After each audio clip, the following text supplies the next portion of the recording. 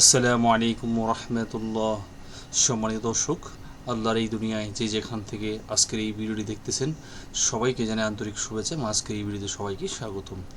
তো আজকের ভিডিও হচ্ছে প্রতিষ্ঠান প্রধানের ভাইবা আগামী 2 সপ্তাহের মধ্যে শিক্ষামন্ত্রী।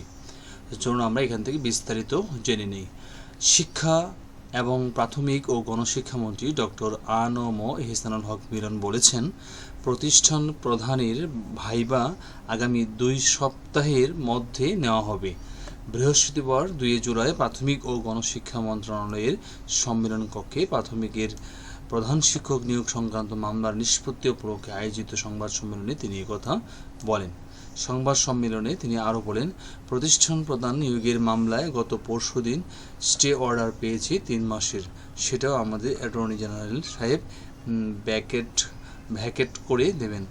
আমাদের প্রতিষ্ঠান প্রধান নিয়োগ পরীক্ষার ভাইবা আগামী 2 সপ্তাহের শুরু হবে। আদালত থেকে ক্লিয়ারেন্সটা পেলেই হবে। কিছু হলেই আসলে আদালতে চলে যায়, আমাদের কাজে বিঘ্ন ঘটে। আদালত এটা বুঝতে পেরেছে এবং যথেষ্ট সদয় হয়েছেন।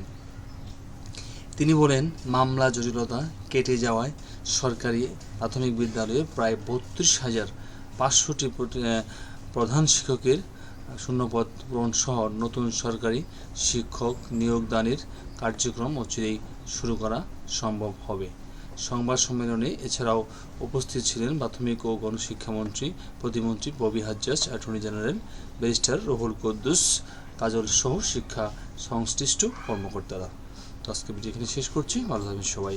আল্লাহ হাফেজ। আসসালামু আলাইকুম রহমতুল্লাহি ওয়া বারাকাতুহু।